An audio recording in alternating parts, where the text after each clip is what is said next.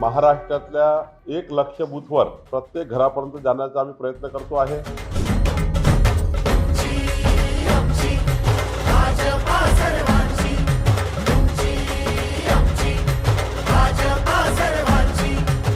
पाच तारखेला माननीय मुख्यमंत्री देवेंद्र फडणवीसजी, महाराष्ट्रातले आमचे सर्व आमदार, खासदार, मंत्री, आमचा संपूर्ण लोकप्रतिनिधी ही 10 तारखेला प्रत्येक बूथवर आम्ही 50, 40, 50 घरी जाऊ आणि त्या दिवशी घर चलो अभियान करू।